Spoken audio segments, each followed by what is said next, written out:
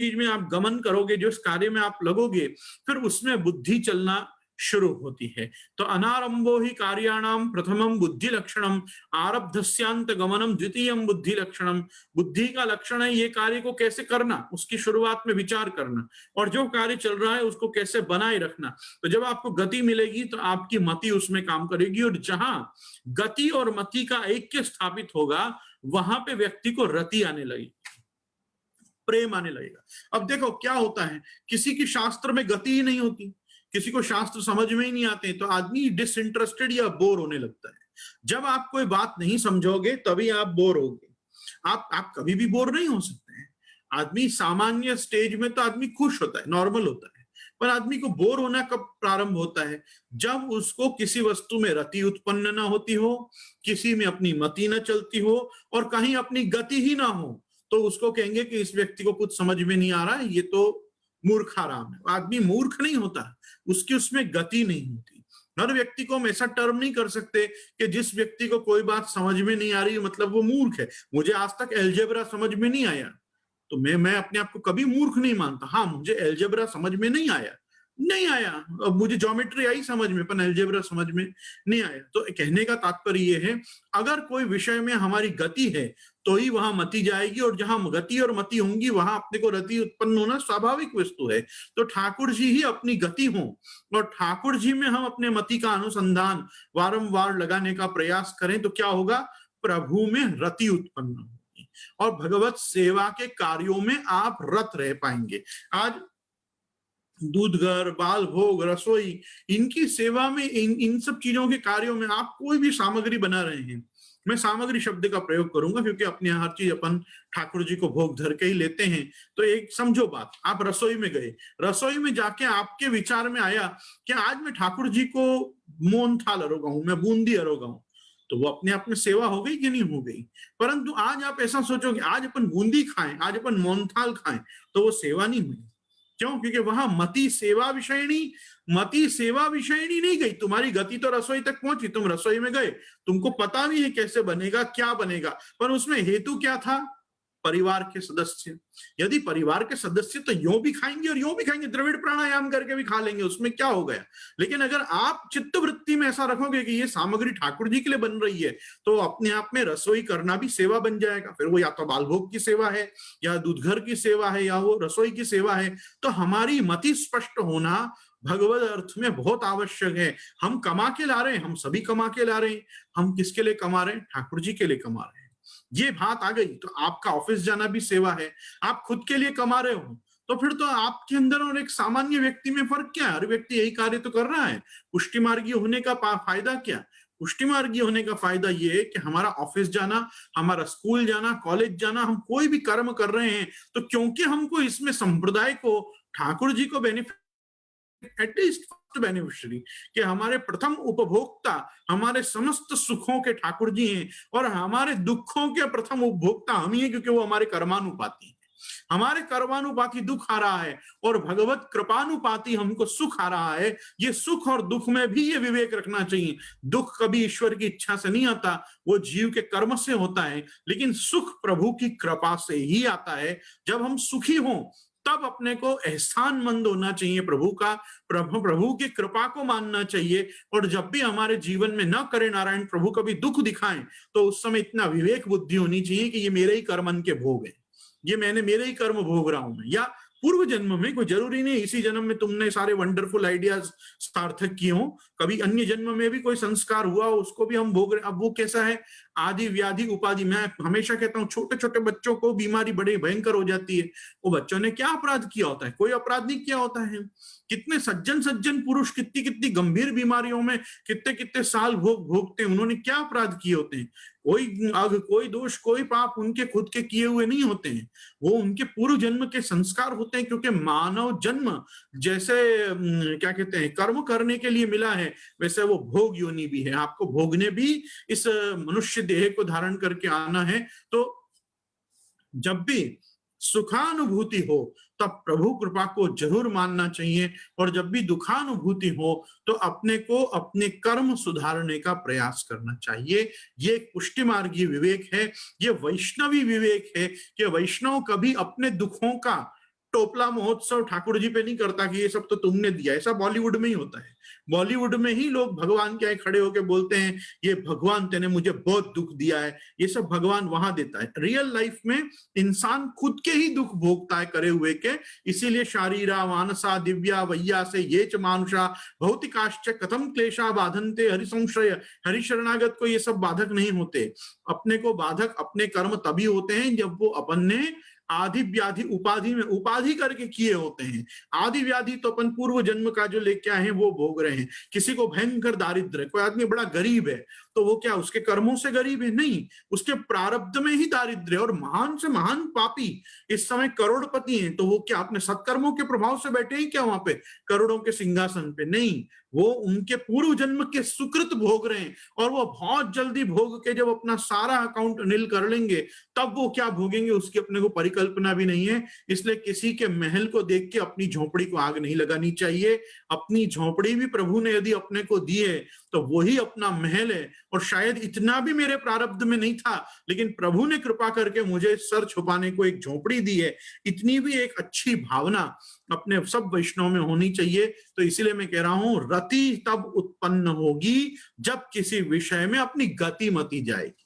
अपन को गतिमान होना है कर्म में, मतिमान होना है, बुद्धिमान होना है। और जब हम बहुत विचार के कोई कर्म करेंगे तो अपने आप ही उसमें से आनंद आना शुरू होगा। लोगों को बड़े बड़े थियरम्स और बड़े बड़े मैथमेटिक्स प्रॉब्लम सॉल्व करने में भी मजा आने लगता है। अपने इंजीनियरिंग प्रोजेक्ट्स को सफल बनाने में क्लिष्ट से क्लिष्ट टास्क में भी लोगों को मजा आने लगता है। बड़े बड़े प्रॉब्लम्स को सॉल्व करने में लोगों को मजा आने लगता है। क्यों आने लगता है? क्योंकि वो उसमें इन्वॉल्व हो चुके होते हैं। वो प्रॉब्लम वहां की प्रॉब्लम नहीं, वो उनकी प्रॉब्लम हो चुकी होती है और उसको सॉल्व करके उनको वैसी ही हाश होती है कि जैसे उनने परमवीर चक्र प्राप्त कर लिया हो। तो वो वास्तविक बोध है। इसी प्रकार से यहाँ अपने आचार्य भी अपन को इन सब चीजों के लिए प्रेरित कर रहे हैं। जैसे कहा ना, अनुग्रह नियोज्योता, किसी पे अनुग्रह हुआ है तो उसको तुम भी अनुग्रह के विषय में परिचय कराओ और उसको बोध कराओ कि तुझे लगे रहना यही कार्य में। क्यों लगे रहना है? क्योंकि हम वास्तव में शब्द समझ रहे हैं रतिरास। रतिरास शब्द में रति शब्द तो प्रेम है। रति शब्द गति और मति के बाद आने वाली एक भावना है, रति उत्पन्न होना। स्त्री को पुरुष में, पुरुष को स्त्री में रति होती है कि नहीं होती है? और उनके प्रेम को ही रति कला कहते हैं। क्यों कहते हैं? क्योंकि उसमें गति मति दोनों की एक सी चलती है। एक कुछ सोचेगा, एक कुछ सोचेगा तो प्रेम कैसे होगा? उसी प्रकार से ठाकुर जी और जीव भी जब एक दूसरे के हित में सोचते हैं, आप प्रभु के हित में सोचो और प्रभु आपके हित में सोचते हैं, तब जो इंद्रियों में आनंद का संपादन होके एक प्रकार का रसाप्लावित मनुष्य का भाव हृदय अंतःकरण होता है, उसको कहते हैं रतिरास। तब तुमको रतिरास होगा। रास का मतलब क्या होता है? रसानाम समूह, जहां सारे रस एकत्रित हो जाएं उसको हम रास कहते हैं। और जब उसमें ठाकुर जी स्वयं श्रुति रूपा ऋषि रूपाओं के साथ रास करें तब उसको अपन महारास कहते हैं। तो ये महारास और रास क्या शब्द है? रास है रसानाम समूह, पूरा एक रस का पुंज बन जाए, जहां पे रस का एक केंद्रीभूत स्थान बन जाए और उसमें से सतत प्रेम अपने को उत्पन्न होता हो। तो यहाँ कह रहे हैं अतस्तदनुरोधेन रतिरासो यथा भवेत् तदर्थम श्री गोपाल महामनु हो। इसलिए इसमें श्री गोपाल महामनु, इसके लिए गोपाल मंत्र का अथवा परिवृढ़ाष्टक स्तोत्र का नित्य अनुसंधान करना चाहिए। रति प्रादुर्भावो भवतु सततम श्री परिवृढ़े। परिवृढ़ जो है, ये परिवृढ़ शब्द श्रीनाथ जी के लिए है। श्रीनाथ जी को ये नाम स्वयं श्रीमद वल्लभाचार्य चरण ने, श्री महाप्रभु जी ने दिया है। और उनको श्री परिवृढ़ का मतलब ही श्रीनाथ होता है। परिवृढ़ का मतलब नाथ, श्री परिवृढ़ का मतलब श्रीनाथ। रति प्रादुर्भावो सततम भवतु सततम श्री परिवृढ़े। अपनी रति सर्वदा भगवान श्री गोवर्धन धर के चरणारविंद की ओर बढ़े, ऐसा प्रयास करना चाहिए। इसलिए अपने इष्ट मंत्र का जप करना। अब देखो यहाँ पे 2 बार 3 बार गोपाल मंत्र का वर्णन आएगा, लेकिन गोपाल मंत्र कौन सा है? गोपाल मंत्र जो है वो औपनिषदिक वैष्णव तंत्रानुग्रहित औपनिषदिक और वैष्णव तंत्रानुग्रहित कृष्ण मंत्र जो है वो अष्टादशाक्षर महामंत्र वास्तव में गोपाल मंत्र है। लेकिन क्या यहाँ पे उस गोपाल मंत्र की चर्चा कर रहे हैं? हमारा प्रश्न क्या उठेगा, क्या गोपीनाथ प्रभुचरण उस मर्यादा मार्गीय, वेद मार्गीय, तंत्र मार्गीय गोपाल मंत्र का नित्य अनुसंधान करने की कह रहे हैं? फर्स्ट ये क्वेश्चन ध्यान में रखिएगा हम, क्योंकि दूसरे श्लोक में जब वापस इस विषय में बात आएगी तब मैं इसका खुलासा करना चाहूंगा। अभी हमको इतना बताया गया है कि इसके लिए जैसे अपने को रतिरास भजनानंद प्राप्त हो, भगवत सेवा में रति और रास दोनों का सुख अपने को आए, इसके लिए अपने को गुरु का शरण और गुरु द्वारा वर्ण होना चाहिए और हमको गोपाल मंत्र का नित्य पाठ करना चाहिए। श्रवण करिएगा, ये श्लोक हुआ 56वां। 7वें में वर्ण क्यों करना, क्यों जीव का वर्ण होना भगवान के द्वारा जरूरी है? तो यहाँ थोड़ा सा श्लोक को ट्विस्ट किया गया है। औपनिषदिक मंत्र है, आप सब जानते ही हैं, नायम आत्मा प्रवचनेन लभ्यो न मेधया न बहुना श्रुतेन यमे वैश्य वृणुते तेन लभ्य तस्यैष आत्मा विवृणुते तनुगुम स्वाम। ये जो है ये कठोपनिषद में भी मंत्र प्राप्त होता है, मुंडकोपनिषद में भी मंत्र प्राप्त होता है। 2 उपनिषद इसको डिस्कस करते हैं इस मंत्र को। इसको यहाँ थोड़े शब्दों के फेर के साथ वर्ण की व्यवस्था, भगवान के द्वारा जीव के अंगीकार की व्यवस्था को समझाते हुए कह रहे हैं, नायमात्मा प्रवचनेर न धिया न बहुश्रुतैः लभ्यते वर्णम हित्वा वृतम संवृणुते श्रुतेः। ये परमात्मा वर्ण बिना न प्रवचन सो न बुद्धि सो न तो बहुत सुनवे सो प्राप्त हो सके है। वर्ण को ये नियम श्रुति सो प्रसिद्ध है। श्रुति सो प्रसिद्ध कैसे वर्ण को नियम है? तो हम पहले भी डिस्कस कर चुके हैं कि स्वयं यज्ञोपवीत संस्कार के समय पर जो सावित्री मंत्रोपदेश गायत्री मंत्र दिया जाता है उसमें भी एक प्रकार का वैदिक ब्रह्म संबंध होता है, क्योंकि जीव का वर्ण भगवान करता है। जो मंत्र से स्पष्ट है, तत्सवितुर्वरेण्यम, वर्ण हुआ कि नहीं? वरेण्यम, तत्सवितुर्वरेण्यम भर्गो देवस्य धीमहि धियो यो नः प्रचोदयात्। इसलिए अपनी बुद्धि को प्रभु के चरणारविंद में लगाना है, क्योंकि वो सविता रूपी देवता ही तुम्हारा वर्ण करके भर्गो देवस्य धीमहि, भर्गस मतलब जला देगा तुम्हारे सारे दुष्कर्मों को, पाप कर्मों को, तुम्हारे दुर्विचारों को वो भस्मीभूत करके वर्ण करता हुआ, ये वर्ण करेगा तो सब भस्म हो जाएगा। वर्ण करने से कैसे भस्म हो जाएगा? जैसे ब्रह्म संबंध करना सर्वेशाम देह जीवयो हो सर्वदोष निवृत्ति ही दोषा पंचविधा स्मृता सहजा देश कालोत्था लोक वेद निरूपिता संयोगजा स्पर्शजाश्च न मंतव्या कथंचन अन्यथा सर्वदोषाणाम न निवृत्ति कथंचन। जब तक प्रभु अपना वर्ण नहीं करेंगे अपनी दोष निवृत्ति नहीं होगी। कर्म मार्ग में, वेद मार्ग में भी यही नियम है कि तत्सवितुर्वरेण्यम, वो सविता रूपी देवता जब तुम्हारा वर्ण करके तुम्हारे समस्त पापों को जलाएगा, इसलिए तुम उसके अंदर अपनी बुद्धि को लगाओ। धियो यो नः प्रचोदयात्। और प्रचोदयात्, चोदयात्, चोदना शब्द जो है ना वो धर्म के अर्थ में, चोदना लक्षणार्थो एवं उद्धवोत्सज्य चोदनाम प्रति चोदनाम, बहुत जगह पे आपको ये शब्द देखने को मिलेगा, ये धर्म के अर्थ में। और हम धियो यो नः प्रचोदयात्, धर्म कार्य में अपनी धिया, धिया मतलब बुद्धि, इसको लगा के भगवान में उस कर्म को अर्पित करना है, अपने लिए वो कर्म नहीं करना है। इसका उपदेश तो स्वयं गायत्री भी कर रही है। तो जो गायत्री वेद माता, जो वेद माता सभी मंत्रों की अधिष्ठाता, वो स्वयं इस ढंग से अपने आप को अभिव्यक्त कर रही है परमात्मा स्वरूप से। तो ओमित्येकाक्षरम ब्रह्म, ये जो एक स्वरूप है भगवान का, ओमित्येकाक्षरम ब्रह्म, एकाक्षर ब्रह्मात्मा, वो जब चतुर्विंश अक्षरा होकर 24 अक्षरों में परिणित होता है तब गायत्री का साक्षात्कार होता है। वो गायत्री मंत्र भी वर्ण की व्यवस्था बता रही है। इसलिए कह रहे हैं कि वृतम संवृणुते श्रुते है, श्रुति में भी वर्ण की व्यवस्था दी गई है, वेदों में भी दी गई है। तो वेदों में क्या दी गई है? नायमात्मा प्रवचनेन लभ्यो, तुम बहुत सारे प्रवचन सुनोगे तो परमात्मा की कृपा होगी, ऐसा कोई जरूरी नहीं है। न मेधया न धिया, अपनी बेमेधा शक्ति का प्रयोग करके भगवान को समझने जाओगे तो अचिंत्या खलु ये भावा नतान तर्केण योजयेत, तुम तर्क का, रैशनल इरैशनल कॉन्सेप्ट्स का यूज करके उस परमात्मा को नहीं समझ पाओगे। फिर कहा कि बहुश्रुतैः, तुम बहुत सारे वेद वाक्यों से परमात्मा के स्वरूप को जानने का प्रयास करोगे।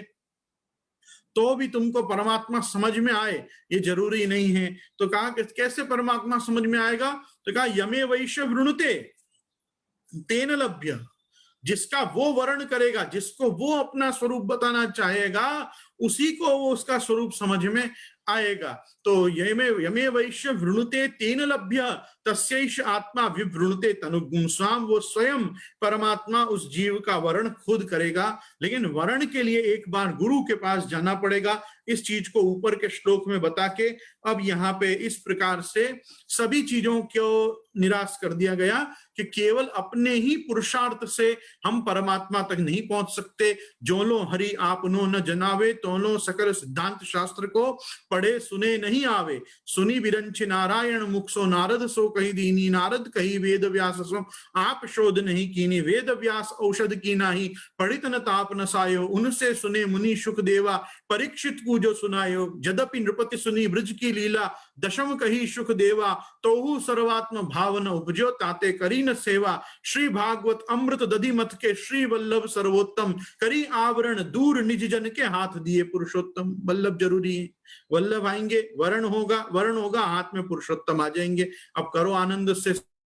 तो क्या होगा? ब्रह्म में ढूंढियो पुराण न वेदन, वेद सुनियो नहीं चौगुने चायन। देख के सुनियो न कबहू की तहु, कैसो स्वरूप रु कैसो सुभायन। हेरत हेरत हार फर्यो, रस खान बतायो न लोग लुगायन।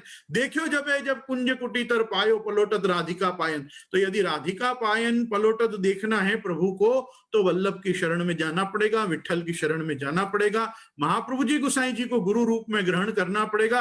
तब वो रतिरास का आनंद, भजनानंद की सिद्धि होगी। जब रति प्रभु में होगी और उसके रस का आनंद अपने देह में रोमांच के साथ गदगद कंठ से समझ में आएगा, तब सेवा में व्यक्ति को आनंद आएगा। तब तक आनंद नहीं आएगा।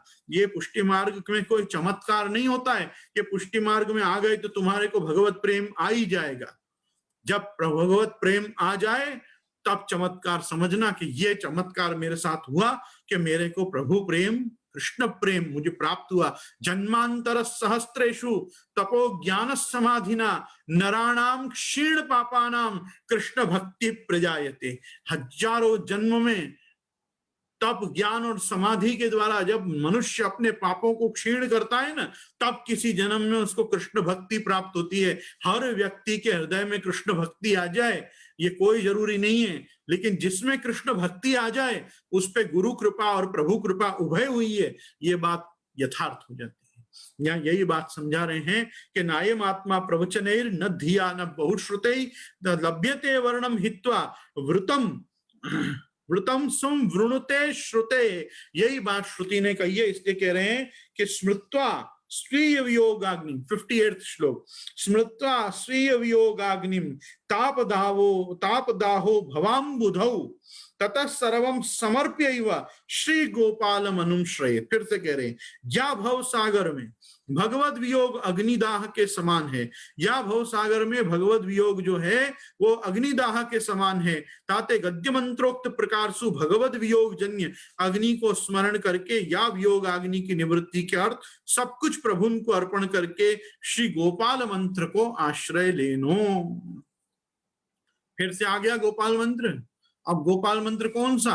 वो अष्टादशाक्षर मंत्र, 18 अक्षरों वाला जो तंत्र में वर्णित है, वैष्णव तंत्र में जो दिया गया है। गोपाल पूर्व तापनीय उपनिषद, गोपाल उत्तर तापनीय उपनिषद में जो औपनिषदिक मंत्र है वो नहीं, यहाँ पे उसका अर्थ नहीं है। यहाँ पे श्री गोपाल मनुम जपेत, पहले क्या आया था? श्री गोपाल महामनोह, और बाद में अब आया है श्री गोपाल मनुम श्रेत। यहाँ जो गोपाल मंत्र है वो अष्टाक्षर और पंचाक्षर नहीं है। पूछो कैसे वही अर्थ में मिलेगा? उसके आगे का दूसरा श्लोक है, दूसरे श्लोक में वो स्पष्ट कर दिया गया है कि ऊपर कहा हुआ गोपाल मंत्र जो है वो गद्य मंत्र ब्रह्म संबंध का ही प्रकार बताया गया है। क्यों? एक चीज और समझो, अपन सब भूल जाते हैं जतिपुरा का पुष्टि मार्गीय नाम गोपालपुर है। जतिपुरा का प्राचीन नाम क्या है? वार्ता जी में गोपालपुर। गोपालपुर नाम क्यों पड़ा? श्रीनाथ जी प्रकट हुए उसके बाद गोपालपुर, पहले नाम जतिपुरा ही था, क्योंकि सन्यासी लोग वहां छोटी छोटी कंदराओं में बैठ के गिरिराज जी के और भजन करते थे। तो जो सन्यास ले लेते थे वो यमुना जी के तट पे और गिरिराज जी कंदराओं में बैठे बैठे भगवत भजन करते थे। और राधा कुंड आदि सब जगह पे आप देख सकते हो, आज भी अपन को असंख्य लोग दिखते हैं वहां संन्यस्त होके विरक्त होके भगवत भजन करते हुए अद्यावधि दिखते हैं। उस समय तो बहुत ज्यादा कंदराएं प्रकट होती थी 500 साल पहले। गिरिराज जी इतनी नीचे थोड़ी पधारे थे उस समय कलिकाल के प्रभाव से। गिरिराज जी तो बहुत बहुत ऊंचे विराजते थे तत्काल में। तो उस समय पे जो वहां पे सब जन यति रह के और वहां भजन करते थे, इसलिए सारे सन्यासियों का बाहुल्य वहां होने से उस गांव को यति, यति मतलब सन्यासी, यतिपुरा कहते थे। वो यतिपुरा से गोपालपुर कब हुआ? जब आन्योर में भगवान गोवर्धनधर का प्रागट्य हुआ, श्री गोपाल रूप में जो भगवान श्री कृष्ण श्रीनाथ जी प्रकट हुए, उनका वहां मंदिर बना, ऊपर श्रीनाथ जी ने ऊपर पधराया मंदिर में आपको, महाप्रभु जी ने श्रीनाथ जी को, और फिर तब से उसका नाम क्या पड़ गया? गोपालपुर हो गया। महाप्रभु जी के काल में श्रीनाथ जी को भी गोपाल ही कहा जाता था वार्ता साहित्य में। और अपन ने तो पूरी श्रीनाथ जी की प्रागट्य वार्ता देखी है, आप स्मरण करो। तो जब भी हम श्री गोपाल बोलते हैं तो वहां गोपाल अर्थ श्रीनाथ जी के अर्थ में होता है। श्रीनाथ जी से अपने को जो प्राप्त होता है मार्गीय पद्धति और मेंढ के हिसाब से जो मंत्र, वो गोपाल मंत्र नहीं होता है, वो होता है अष्टाक्षर और पंचाक्षर। बराबर? दृढ़ इन चरणन केरो भरोसो, 13 अक्षर दिए कि नहीं वहां? वो 13 अक्षर में दोनों चरण कौन से हैं? कौन के चरण केरो भरोसो करना है अपने को? अष्टाक्षर और पंचाक्षर। 8 और 5 13। एक पहले वाक्य में 13 ही अक्षर है। दृढ़ इन चरणन केरो भरोसो, वो चरणन कौन से हैं?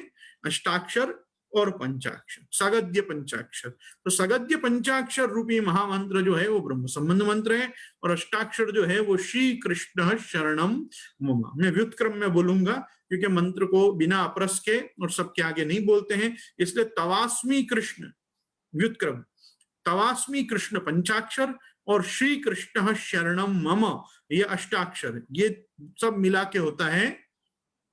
आपको मैं बताऊं, जो कली संतरणोपनिषद में मंत्र है, जो मूल मंत्र है जिससे आज पूरा हरे रामा हरे कृष्णा मूवमेंट इस्कॉन बना हुआ है, वो खुद पूरा मंत्र उल्टा बोलते हैं। आपको ध्यान होगा वो क्या बोलते हैं? हरे कृष्ण कृष्ण कृष्ण हरे हरे, हरे राम राम राम हरे हरे। ये वो लोग अभी बोलते हैं। कली संतरणोपनिषद में ये मंत्र ऐसे नहीं दिया हुआ है। वो कैसे दिया हुआ है? हरे राम राम राम हरे हरे, हरे कृष्ण कृष्ण कृष्ण हरे हरे। पहले राम नाम दिया हुआ है। क्यों? दोनों कारणों से। बलराम जी भी पहले पैदा हुए हैं और रामावतार भी कृष्णावतार से पहले हुआ है। मतलब तीनों ही राम कृष्ण से बड़े हैं, चाहे वो परशुराम हो, राम हो कि बलराम हो। परशुराम जी का तो कोई मतलब नहीं है यहाँ पे। यहाँ अर्थ यदि रामचंद्र जी के अर्थ में भी लो तो भी रामचंद्र जी का अवतार कृष्ण अवतार से प्राक है, त्रेता युग का है। और अगर द्वापर युग के भी दोनों अवतारों में विचार करो तो बलदेव जी तो कृष्ण से बड़े हैं, ये तो निर्विवादित है। वसुदेव जी के पुत्र होने से भी, वसुदेव जी के 7वें गर्भ हैं और भगवान 8वें गर्भ हैं।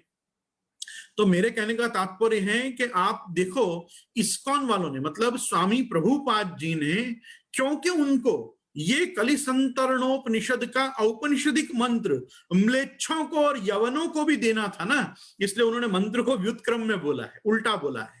और वो उल्टा ही आज तक वो लोग देते हैं, क्योंकि हर व्यक्ति उनके मत में भगवत भजन करने वाला आर्य परंपरा से नहीं है, अनार्य परंपरा से ही अधिकांश लोग रहे। जबकि पहली उनकी फर्स्ट पायलट बैच टीम जो थी वो तो पूरी म्लेच्छों से भरी हुई थी। तो क्योंकि यवन और म्लेच्छों का उनके संप्रदाय, तो मैं नहीं कहूंगा पंथ में, उनके पंथ में बाहुल्य था, इसलिए उनके पंथ में मंत्र को शास्त्र से उल्टा करके दिया गया। आज वो लोग अभी तक उल्टा ही मंत्र बोल रहे हैं, हरे कृष्ण कृष्ण कृष्ण हरे हरे, हरे राम राम राम हरे हरे। नहीं, हरेर नामैव हरेर्नामैव केवलम कलौ नास्त्यैव नास्त्यैव नास्त्यैव गतिरन्यथा।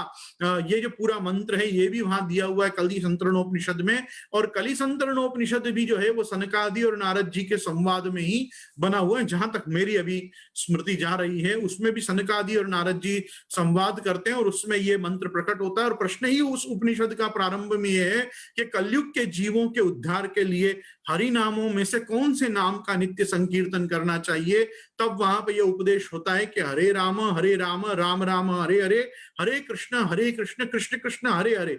वास्तव में तो ये ऐसा है, अब वो तो पता नहीं वो क्यों ऐसा उच्चारण करते हैं, हरे रामा हरे कृष्णा हरे हरे हरे कुछ नहीं होता, हरे ही होता है, हरे हरे हे, ये शब्द है बराबर, हरि से हरे, तो हरे राम बंद। अब बंगाली लोगों की बात हो रही है, वो बेचारों की भाषा ही उस प्रकार की है, पर उनको देख के सामान्य गुजराती आदमी भी इस्कॉन का ऐसे बोलता, हरे कृष्ण हरे हरे हरे मत करो, हरे बोलो, हरे बराबर। वैसे जैसे मैं गुजरातियों को भी करेक्ट करता हूं, आप लोग कृष्ण कृष्ण ऐसे सब मत करो, कृष्ण कृष्ण कुछ होता ही नहीं, कृष्ण होता है, कृष्ण कर जीव ऊपर तालुका को छूनी चाहिए, जब अपन कृष्ण नाम उच्चारण करें तो अपने को यहाँ स्पर्श होना चाहिए ऊपर, कृष्ण।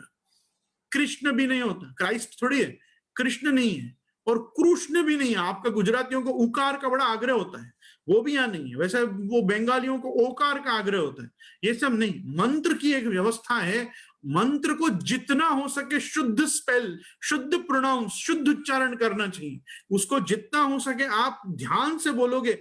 आपको ध्यान है बीच में तो श्री वल्लभ लाल जी काका जी ने पूरी क्लिप बनाई थी, मंत्र को सही ढंग से नहीं बोलते, कोई श्री कृष्णम शरणम मम ऐसे बोलता है, कोई कुछ बोलता है, कुछ बोलता है, 5-6 प्रकार भी बताया और उसको टिक किए थे। आज श्री कृष्ण शरणम मम, बस ये अष्टाक्षर है। और जो मैंने व्युत्क्रम में बोला वो समझाने के अर्थ में बोला ताकि मेन बनी रहे। ये पंचाक्षर और अष्टाक्षर को बहुत सही ढंग से बोलना चाहिए। मंत्रों का उच्चारण भी व्युत्क्रम में मात्रा भेद के साथ विसर्ग बिना ऐसा नहीं करना चाहिए। यदक्षर पदभ्रष्टम मात्राहीनम चतेत भवेत् तत्सर्वं क्षम्यतां देव प्रसीद पुरुषोत्तम विसर्ग बिंदु मात्राणि पदपादाक्षराणि च न्यूनानि चातिरिक्तानि क्षमस्व जगदीश्वर। ऐसे 2 विज्ञप्ति करनी पड़ती है जप पाठ के बाद कि हमसे इतने सारे स्तोत्र पाठ में कहीं कोई भूल हो गई हो, कोई विसर्ग बिंदु मात्रा पद पादाक्षर आदि कोई चूक गया हो, तो आप उसकी पूर्ति प्रभु आप मुझे क्षमा करके करना, ऐसा विज्ञापन ठाकुर जी में करना चाहिए। तब जाके अपना किया हुआ पाठ भी सफल होता है, जप भी सफल होता है। इसलिए मैं ये बात यहाँ पे से बोल रहा हूं कि पाठ करने के समय पाठ करने वालों को, जप करने के समय जप करने वालों को बहुत ध्यान देना चाहिए। अभी कितने लोग पाठ करते करते उबासी खाते, पाठ मत करने 2 मिनट रुक जा, क्यों उबासी खाते हुए पाठ कर रहे हैं? ऐसा भी वो एक श्लोक पूरा करना क्या जरूरी है? उबासी आ सकती है, किसी को भी आती होगी, हमको भी आती है। हम पहले उबासी खाते हैं शांति से, फिर आगे पाठ करते हैं। क्यों? जो चीज दैहिक नेचुरली हो रहा है उसका आप रोक नहीं सकते, पर आप अपने पाठ को तो रोक सकते हो ना 2 क्षण के लिए, कि पहले आप आलसा लो, आलस्य कर लो, पहले जितना प्रमाद करना है प्रमाद कर लो, फिर पाठ करो। प्रमाद और पाठ भी साथ में कर रहे हो, इतनी तुम टाटा बिरला अंबानी बनने की अभी तो क्या जरूरत है इतनी।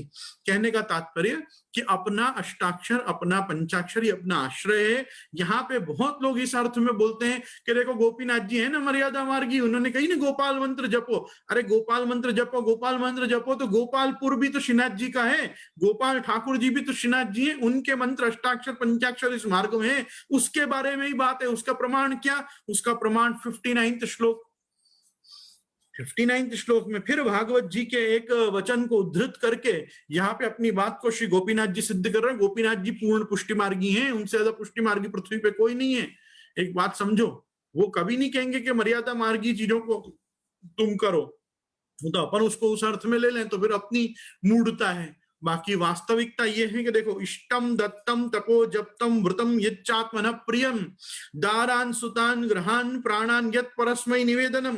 समस्त इष्ट इतने यज्ञादि अरुपूर्त इतने दान जप तप व्रत आदि कर्मन को और अपने प्रिय ऐसे स्त्री पुत्र घर प्राण आदि को भगवत सेवा के अर्थ निवेदन करे। अब ये श्लोक गद्य मंत्र में और पंचाक्षर में तो घटेगा, वहां पे तो तुम घटा लोगे कि शरणागत के लिए, और पंचाक्षर में आत्मनिवेदन संस्कार व्यक्ति के लिए तो ये है। क्यों? क्योंकि दिया वो पुत्राप्त वित्त पराणी आत्मनाश समर्पयामि इत्यादि में अपन सब निकाल सकते हैं कि ये इष्टम दत्तम तपो जप्तम व्रतम यच्चात्मनः प्रियं दारान सुतान ग्रहान प्राणान यत् परस्मै निवेदनम। देखो आत्मनिवेदन का ही पूरी भावना यहाँ पे श्लोक में आ रही है, पर इसको गोपाल मंत्र में कैसे घटाओगे? गोपाल मंत्र में नहीं घट सकता। गोपाल मंत्र का जो मंत्र है वो गोपाल मंत्र का मंत्र पूरा ही अलग विधान से दिया गया है, जिसका व्यवस्थित जिसको अध्ययन करना हो गोसाई जी का भक्ति हंस देखे, गुसाई जी ने भक्ति हंस में गोपाल मंत्र को आउटराइट उड़ा के रख दिया एक तरफ के, इसका भक्ति मार्गीय पद्धति में वो उपयोग संभव नहीं है कि जैसा अपन पुष्टि मार्ग के साफल्य के लिए चाह रहे हैं।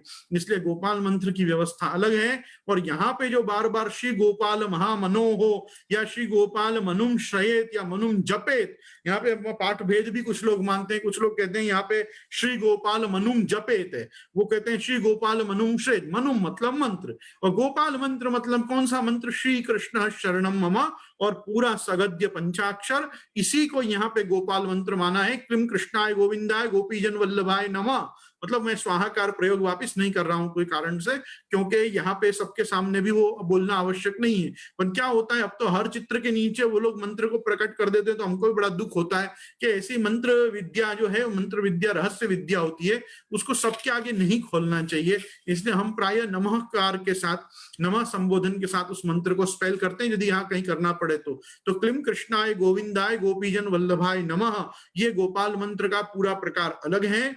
इसमें ये घटेगा नहीं ये वाला श्लोक। और जहां घटेगा कि ये दारान सुतान ग्रहान प्राणान यत परस्मै निवेदनम, तो वो आत्मनिवेदन रूप ब्रह्म संबंध में ही ये श्लोक घटेगा। इसलिए ये तीनों श्लोकों में जो गोपीनाथ प्रभु चरण ने आज्ञा करी है, वो गोपीनाथ जी ने अष्टाक्षर पंचाक्षर का आश्रय लेने की करी है कि जो ब्रह्म संबंधी, जो शरणागत आत्मनिवेदित जीव पुष्टि मार्ग का नाम निवेदन आत्मनिवेदन संस्कार संपन्न प्रपन्न पुष्टि मार्गीय जितना अष्टाक्षर पंचाक्षर जपेगा, उतना उसका भगवत सेवा में चित्त लगेगा, उतना उसको भगवत सेवा के आनंद का अनुभव समझ में आएगा। अब वो तो है ही ना भाई, प्रविष्टम कर्ण रंध्रेण स्वानाम भाव सरोरुहम धुनोति श्यामलम कृष्ण सलिलस्य यथा शरद कृष्ण कृष्णेति कृष्णेति यो मां स्मरति नित्यश जलम भित्वा यथा पद्मम नरकाद्युद्धराम्यहम श्री कृष्ण कृष्ण कृष्णेति कृष्ण नाम सदा जपे आनंदम परमानंदम वैकुंठम तस्य निश्चितम। कृष्ण नाम लोगे ही नहीं तो मनोमालिन्य धुलेगा कैसे?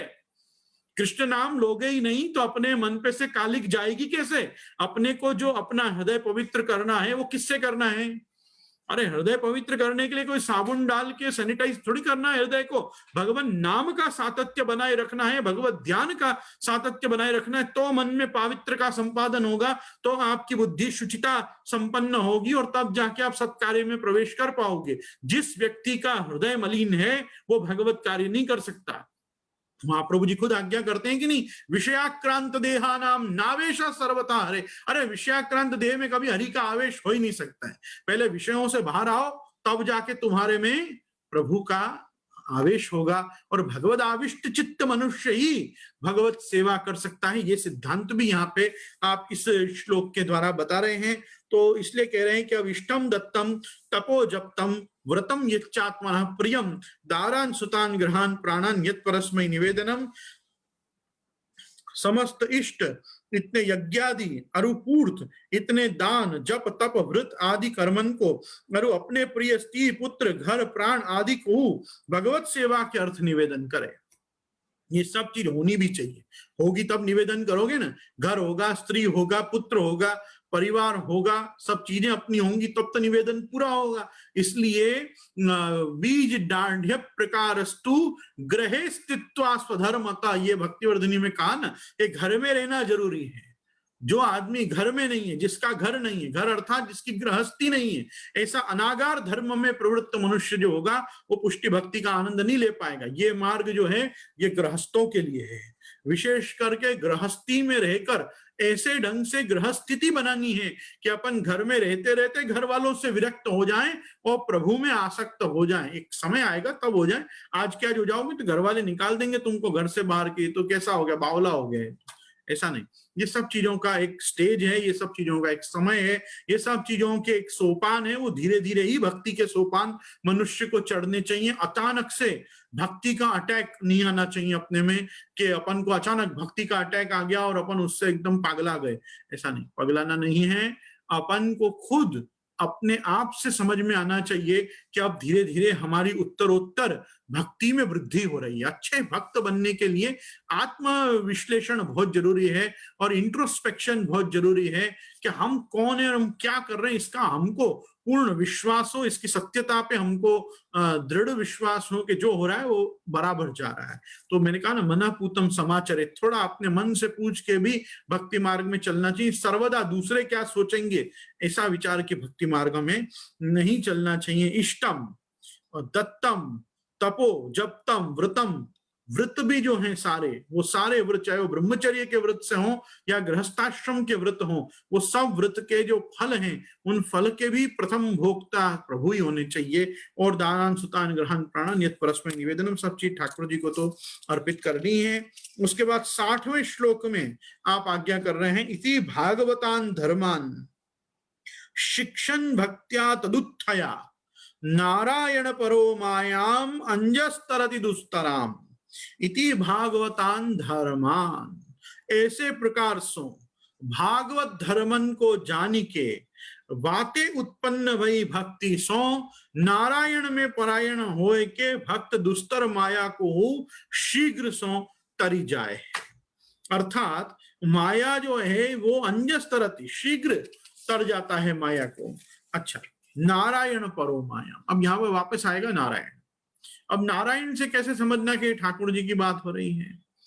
अब देखो, गर्गाचार्य जी ने जब प्रभु का नामकरण किया तभी नंदराई जी को स्पष्ट कर दिया था, तस्मात् नंदात्मजो यमते नारायण समो गुणैहि, ये जो तुम्हारा पुत्र है इसमें सारे गुण कैसे हैं? नारायण जैसे हैं। तो कृष्ण को समझाने के लिए भी जो समझ बताई गई है वो नारायण शब्द से ही बताई गई है। और नारायण शब्द का अपन ने 2-3 दिन पहले भी अर्थ देखा था, नार शब्देन जीवानाम समूह प्रोच्यते बुधै तेषाम अयण रूपत्वाद नारायण विदो विदु। तो नारायण शब्द जहां भी आएगा वो भगवान के अर्थ में ही आएगा। धर्म हीते पायो यह धन, नीके राख यशोदा मैया नारायण ब्रज आयो, यह धन धर्म हीते पायो। तो नारायण शब्द भी जो है वो विष्णु या हरि के अर्थ में नहीं है। अपने यहाँ नारायण, विष्णु, हरि ये तीनों ही श्री कृष्ण के अर्थ में ही आचार्य चरण ने सर्वदा प्रयोग किए। क्योंकि आप हर जगह देखोगे तो श्री महाप्रभु जी यही बात आप आज्ञा करते हैं कि सत्य संकल्प तो विष्णु नान्यथा तु करिष्यति, या नत्वा हरिम सदानंदम सर्व सिद्धांत संग्रहम नत्वा हरिम प्रवक्ष्यामि स्व सिद्धांत विनिश्चयम। आप बहुत जगह पे व्यासस्य विष्णु प्रियम, तो वहां विष्णु कौन है? वो सर्वव्यापी व्यापी वैकुंठाधीश्वर भगवान श्री कृष्ण ही हैं। तो कृष्ण के अर्थ में ही अपने हरि, विष्णु और नारायण, वासुदेव, ये सब जो शब्द आते हैं ये भगवान श्री कृष्ण के अर्थ में ही प्रयोग किए जाते हैं। तो इति भागवतान धर्मान, अभी तक जितनी भी बात इन 60 श्लोकों तक आप प्रभुवर चरण गोपीनाथ जी ने की है, ये सब भागवत धर्म बताए हैं। भागवत धर्म मतलब भक्तों के लिए अनुसरणीय, भक्तों के लिए अनुकरणीय, प्राचीन भक्त जैसे करते आए, जैसे रहते आए। मैं लोगों को हमेशा कहता हूं, मेरे से इतनी चीजें आप सुनते हो, सबकी सब कोई चीज धारण हो जरूरी नहीं है। एकाद वस्तु भी धारण हो जाए गुरु मुखोद्गत तो उससे कल्याण अपना संभव है। अपने यहाँ सबसे बड़ा प्रमाण ही 84 वैष्णव है। अभी किसी के लिए कृष्णाश्रय लिख दिया तो बुला मिश्र का उद्धार हो गया, किसी के लिए चतुश्लोकी लिख दिया तो राणा व्यास का उद्धार हो गया, किसी के लिए सिद्धांत मुक्तावली लिख दिया तो अच्युतदास सनोडिया का उद्धार हो गया, राजा दुबे, माधव दुबे के लिए निरोध लक्षण लिख दिया तो उनका उद्धार हो गया। ये सबने क्या षोडश ग्रंथ पढ़े? सबके सब सबको मिले भी नहीं उस काल में। महाप्रभु जी मिले और एकाध ग्रंथ मिल गया, महाप्रभु जी मिले एकाध मंत्र मिल गया, महाप्रभु जी मिले विष्णुदास छिपा को उसको सेवा फलम मिल गया, किसी नारायण दास कायस्थ को बालबोध मिल गया। ऐसे आप एक एक ग्रंथ पे देखोगे, कभी पुरुषोत्तम जोशी सांचोरा को भक्तिवर्धिनी मिल गई, कभी गोविंद दुबे सांचोरा को नवरत्न मिल गया, कभी किसी को कुछ मिल गया, किसी को कुछ मिल गया। गुरु मुखोद्गत शास्त्र पुरस्सर एकाद वाक्य ही पर्याप्त है जीव के उद्धार के लिए। जिसने पूरे पूरे ग्रंथ, पूरे पूरे शास्त्र गुरु मुखोद्गत सुने हो, उसके तो भाग्य की क्या कहने। लेकिन एक अष्टाक्षर पंचाक्षर भी जो कान में फूंकी हुई चीज है, वो भी यदि हृदयारूढ़ करके व्यक्ति अपनी चित्त वृत्ति को प्रभु परमात्मा श्री कृष्ण के दिव्य चरणारविंद, उनके लीला कथा गुणानुवाद में दृढ़ कर ले, तो मैं समझता हूं उससे बड़ी कोई वस्तु नहीं है। वाणी गुणानुकतने श्रवणों कथायाम, ये सब जो श्लोक हैं प्राचीन, ये हमको एक ही बात कहते हैं, कोई भी उपाय करो, कुछ जीवन में समय ऐसा निकालो जो अलौकिक हो, लौकिक ना हो, अलौकिक हो। कुछ समय आपका ऐसा जाए, आपको हृदय में अंतरात्मा तक विश्वास बैठे कि आज मेरे ठाकुर जी के साथ मुझे 2 मिनट बहुत मजा आई। 2 मिनट, वो 2 मिनट कौन सी होनी चाहिए?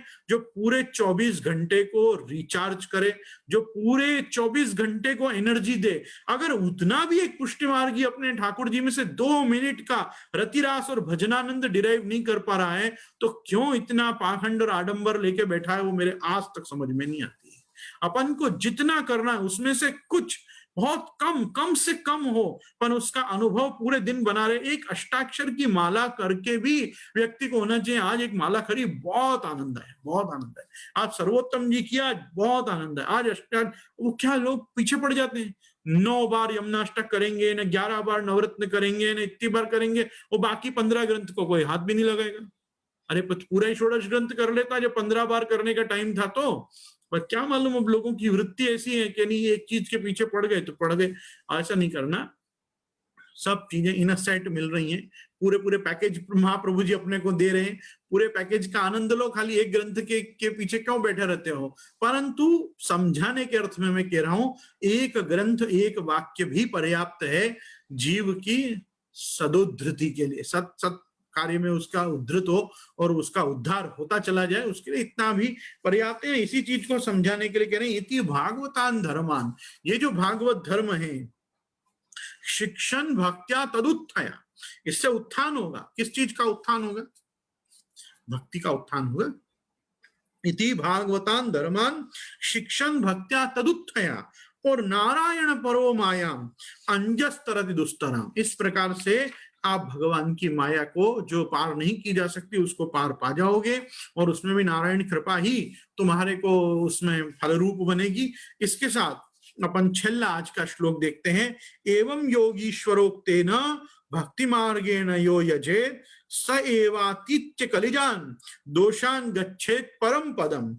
ऐसे 11वें स्कंद में निरूपित योगीश्वरोक्त भक्ति मार्ग सो जो भगवान को भजन करे है, वो कलि दोषन को पार करके उत्तम पद को प्राप्त हो। यही सब बातें आगे 11वें स्कंद में 9 योगीश्वरों के उपाख्यान में भी एक एक योगीश्वर भी अपन को इसी प्रकार से पूरे भागवत धर्म का उपदेश करते हैं। जो लोग उस भागवत धर्म को धारण करते हैं, प्रारंभ में भी आपको याद हो तो श्री गोपीनाथ प्रभु चरण ने भागवत धर्म का उपदेश किया था, और वो यही था कि स्वधर्माचरणम शक्त्या विधर्माच निवर्तनम इंद्रियाश्व विनिग्राह्य सर्वथा न त्यजेत त्रयम एष ही भागवतो धर्म श्रीमदाचार्य सम्मतः।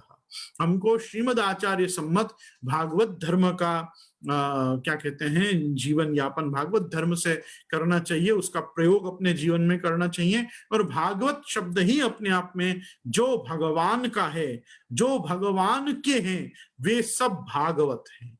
जो भगवदीय हैं वे सब परम भागवत हैं। तो अपन यहाँ जो ये 252-84 वैष्णव हैं, ये भी सब परम भागवत हैं। ये श्री गोपीजनों के भावानुरूप और गोपीजनों के ही स्वरूप हैं, जो भाव प्रकाश से अपन हरिराय जी की वाणी से समझ सकते हैं। तो इसी के साथ मैं आज यहाँ पे इस ग्रंथ को रख के आश्रय के पद की प्रार्थना श्रीमद आचार्य चरण के शरण में करूंगा, चरणारविंद में। और इसके साथ कल से हम आगे 61वें श्लोक से ग्रंथ को आगे बढ़ाएंगे। दृढ़ चरणन केरो भरोसो, दृढ़ चरणन केरो श्रीवल्लभ नख चंद्र छटा बिन सब युग मांझ अंधेरो भरोसो, दृढ़ चरणन केरो साधन और नहीं या करी में जासो हो ये निबेरो। सूर कहा कहे द्विविध या धरो, बिना मूल को चेरो भरोसो, दृढ़ न चरणन केरो भरोसो। श्री गोवर्धन नाथ की जय, श्याम सुंदर श्री यमुने महारानी की जय, श्री वल्लभाधीश की जय, श्री गुसाई जी परम दयाल की जय, आज के आनंद की जय।